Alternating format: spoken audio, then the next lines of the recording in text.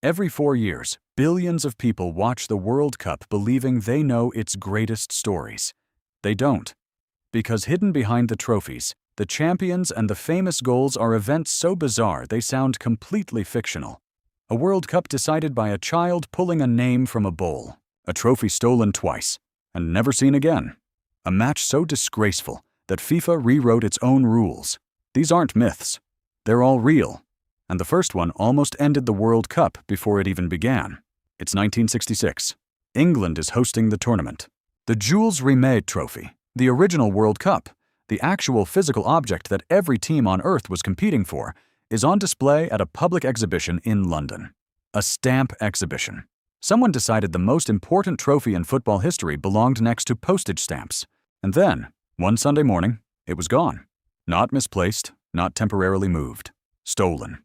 Someone walked into Westminster Central Hall, removed the trophy from its display case, and disappeared. The entire country went into a quiet panic. Scotland Yard launched a full investigation. FIFA reportedly considered cancelling the tournament. The FA president received a ransom note demanding £15,000, signed by someone calling himself Jackson. Scotland Yard set up a sting operation with a briefcase full of fake money. The exchange went wrong. Jackson spotted the tail and ran, got arrested immediately, and turned out to be a small-time criminal named Edward Betchley, who then insisted he was just the middleman, that the real mastermind was a mysterious figure he called the Pole. Nobody believed him. He got 2 years in prison. His parting words at sentencing were, "Whatever my sentence, I hope England win the World Cup." And guess what? They did. Meanwhile, a man named David Corbett was walking his dog. A black and white mongrel named Pickles started sniffing at something wrapped in newspaper under a hedge. Corbett unwrapped it. It was the World Cup. Pickles got fan mail, television appearances, and a place at the World Cup banquet. Decades later, it was confirmed that Edward Betchley had been telling the truth the whole time. The real thieves were 2 London gangsters. They were never charged. So the trophy was safe. England won the World Cup. Pickles got fan mail. Everyone went home happy. And then Brazil won it 3 times and got to keep it permanently, which, in hindsight, was the worst thing that could have happened to it. They put it in a display case in Rio de Janeiro. In December 1983, someone broke into the display case and took it. Again. No Pickles this time. The police identified and convicted everyone involved. A bank manager who planned it, 2 hired criminals who executed it, and an Argentine goldsmith named Juan Carlos Hernandez who confessed to melting it down. Except the trophy wasn't solid gold. It was silver-plated in gold, meaning melting it would have produced a near-worthless lump of mixed metal. And forensic analysis of his foundry found no trace of the right materials. The leading alternative theory is that the trophy was sold intact on the black market to a private collector, which means the original Jules Rimet trophy, the object that started it all, might be sitting right now in some eccentric billionaire's basement. The cup you see players holding today was made in 1974. The real one was stolen twice, found once by a dog, and is either gone forever or the best-kept secret in football history.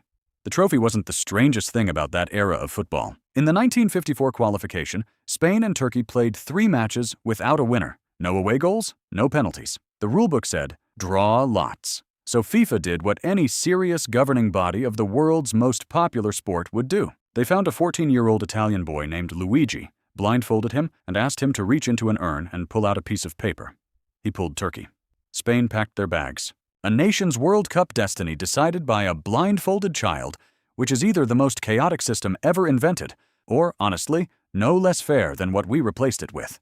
What happened in Spain in 1982 was something much more deliberate. Algeria had just become the first African nation to beat a European team at a World Cup, defeating West Germany in the group stage. It was one of the great upsets in tournament history. But the group format meant Algeria had to wait an extra day while West Germany and Austria played their final group match. Algeria had already finished their games. They knew exactly what scoreline West Germany and Austria needed to produce in order for both teams to advance and for Algeria to be eliminated. And then West Germany scored after 10 minutes, and then nothing happened. For the remaining 80 minutes of the match, both teams passed the ball around lazily, and everyone in the stadium understood exactly what they were watching. The final score, 1-0 to West Germany, sent both Germany and Austria through and eliminated Algeria. Spanish fans in the crowd started waving white handkerchiefs in disgust.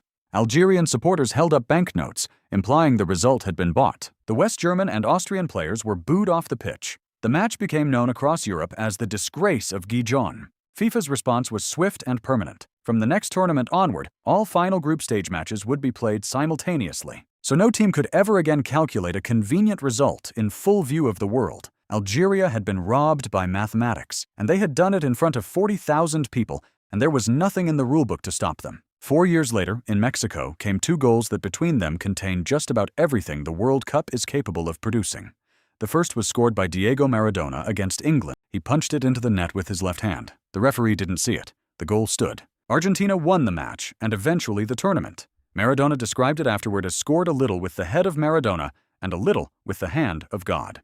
The phrase immediately became one of the most famous quotes in football history. But what often gets overlooked is what happened 4 minutes later in the same match.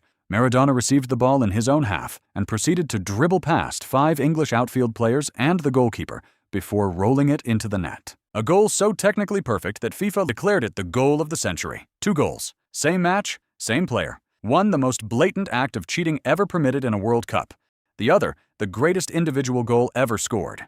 In that 1962 World Cup in Chile, something happened that has never happened before or since in the history of the tournament. Colombia was playing the Soviet Union. By the 56th minute, it was 4-1, humiliation incoming, and then Marcos Call stepped up to take a corner kick. Not a shot, not a free kick, a corner. He struck it with enough curl that the ball bent directly into the goal without anyone touching it. 4-2. A gol olímpico, as it's called in South American football. And the goalkeeper who watched it go in was Lev Yashin, considered by many to be the greatest goalkeeper who ever lived. The Black Spider, they called him. The only goalkeeper ever to win the Ballon d'Or. That goal visibly broke something in the Soviet defense. Colombia scored again in the 72nd minute, then again in the 86th. Final score? 4-4. And the sad part is that Colombia didn't advance from the group stage. But Bogotá celebrated like they'd won the World Cup. And maybe that's the most human thing in this entire story. Just 5 stories.